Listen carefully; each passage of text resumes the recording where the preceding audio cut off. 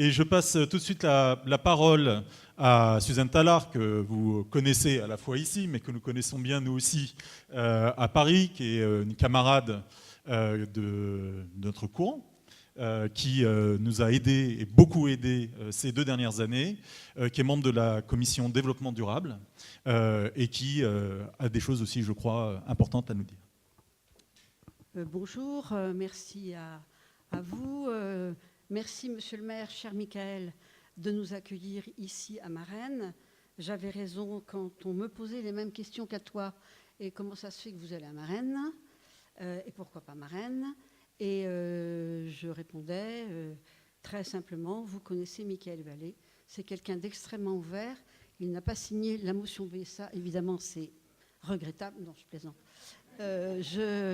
Mais c'est quelqu'un de très ouvert, chez qui le débat sera serein, utile et indispensable.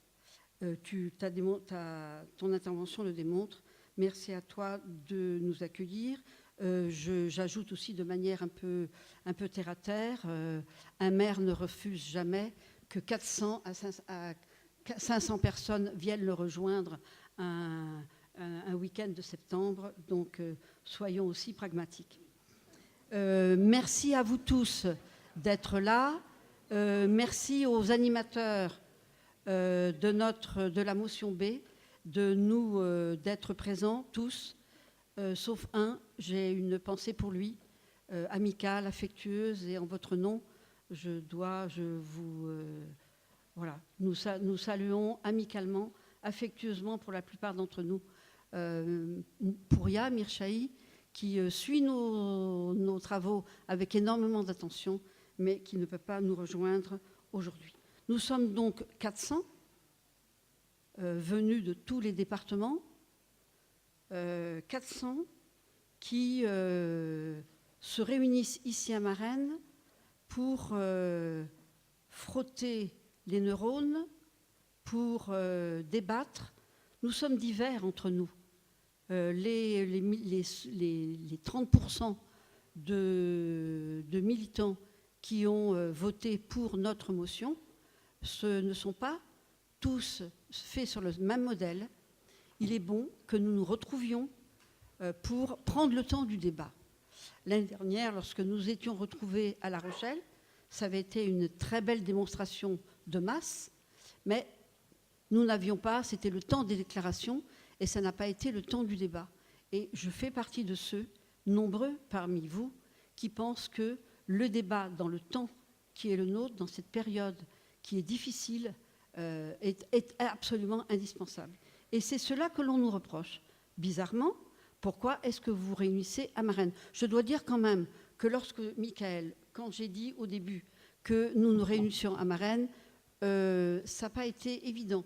Le positionnement géographique a été un petit peu aléatoire, il faut le dire.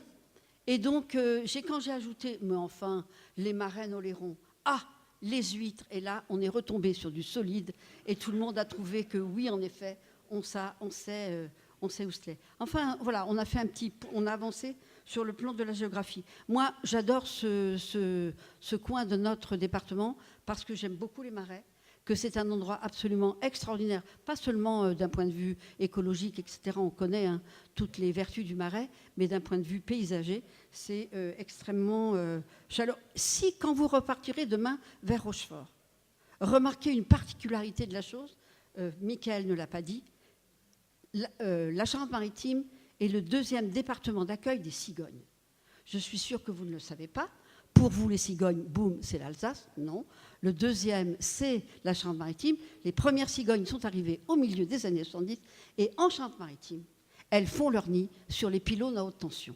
Quand vous repartirez, regardez les pylônes à haute tension et vous verrez qu'il y a des nids de cigognes. Allez, sur un pylône sur 2, on leur a installé des mâts. Parce qu'attention, à Rochefort, c'est la LPO qui est à Rochefort, siège de la LPO.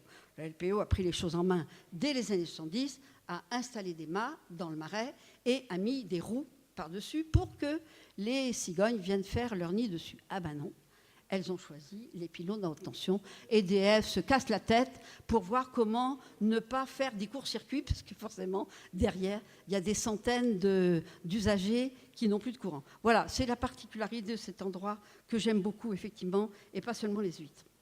Je voulais remercier, effectivement, tous les animateurs de notre courant qui, depuis maintenant de longs mois, se réunissent au niveau parlementaire, mais pas seulement, bien sûr, au niveau militant.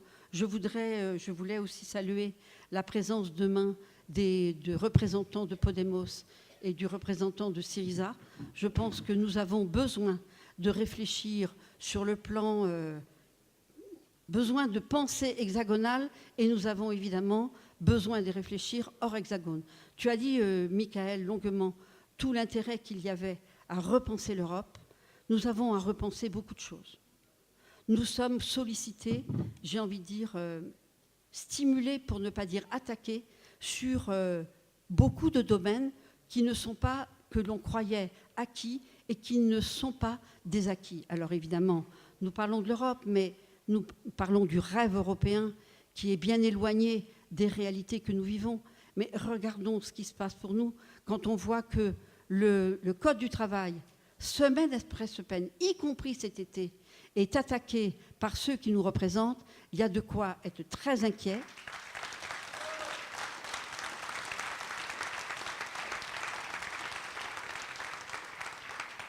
Je le dis, je parle là en mon nom personnel, c'est une honte pour moi de voir que des attaques viennent de telles attaques viennent de notre camp. Qu'elles viennent de la droite, qu'elles viennent d'une MEDEF ne m'étonne pas. J'ai envie de dire, ne m'inquiète pas dans l'immédiat, encore que dans les mois et les années qui viennent, il faudra être très inquiet. Mais que cela vienne de notre camp, ça fait partie des attaques que je n'attendais pas, que quand je lis dans le journal local de la part d'un député socialiste, le CDI n'est ni un totem ni un tabou, montre à quel point nous sommes dans nos rangs, comment la droite a pu gagner, est en train de gagner le combat idéologique. Nous avons tenu une réunion il y a quelques mois avec Michael, je me souviens de ça, ici dans cette région, et nous avons parlé justement du recul du combat idéologique. Eh bien, nous y sommes, et chaque semaine nous apprend, nous montre que ces attaques, au contraire, n'ont jamais été aussi importantes. Nous sommes les représentants de la motion B, à gauche pour gagner.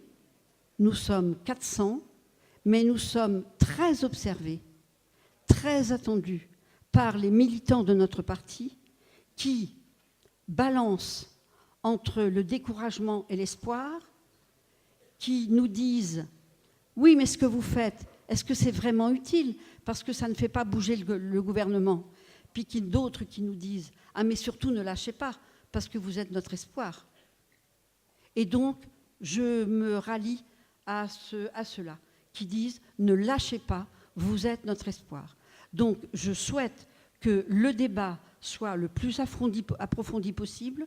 Je souhaite que le débat soit le plus sincère possible, sans concession, sans précaution verbale inutile et stérile, et que nous sortions de ces 2 demi-journées armés pour affronter à l'intérieur de notre parti, comme dans la société, les débats qui nous attendent, qui sont, allez, on va le dire, le Code du travail, le débat sur l'Europe, le débat sur les valeurs de la République. Il ne s'agit pas de dire des mots, il faut les traduire en actes. Et le débat sur j'ai dit le Code de travail, l'Europe, je l'ai dit, et le budget. Et voilà, j'ai oublié le budget. Merci Laurent, ça va être l'exercice de rentrée le plus, sans doute, le budget le plus difficile à mettre au point. Dernier budget d'une année complète, puisque ça sera l'année 2016. Il faudra que nous serrions les coudes et que nous prenions sans doute des décisions qui seront forcément difficiles, douloureuses. Nous avons à nous conforter mutuellement, mais non pas pour être ici dans une sorte de huis clos confortable. C'est une confrontation ouverte sur notre société, ouverte sur le monde. J'ai oublié le thème de l'immigration, bien évidemment. Je le regrette infiniment de le rattraper, de le dire au dernier moment. Je voudrais conclure en remerciant tous ceux qui ont permis concrètement que ce rassemblement ait lieu à Marennes. Je pense à tous les collaborateurs qui sont sur le pont depuis des jours. Alors, vous applaudirez après. Aurélien, Mélodie, Bertrand, Jules, Lucie, Mathieu, Julie, Maxime, Élodie, Frédéric, Sébastien, Aurélie et Janine et Jean-Jacques qui sont venus hier, qui ne sont pas du tout collaborateurs, qui sont venus hier et qui se sont retroussés les manches très efficacement. Merci à eux, merci à vous.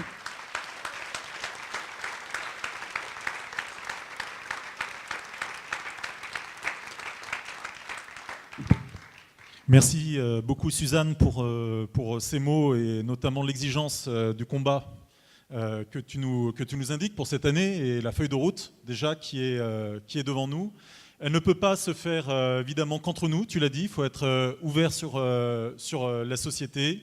Michael nous invite à un débat fraternel entre nous, on peut partager de nombreux constats. Donc merci à vous deux de cet accueil et on va essayer de poursuivre maintenant pour approfondir justement ce que vous nous avez demandé.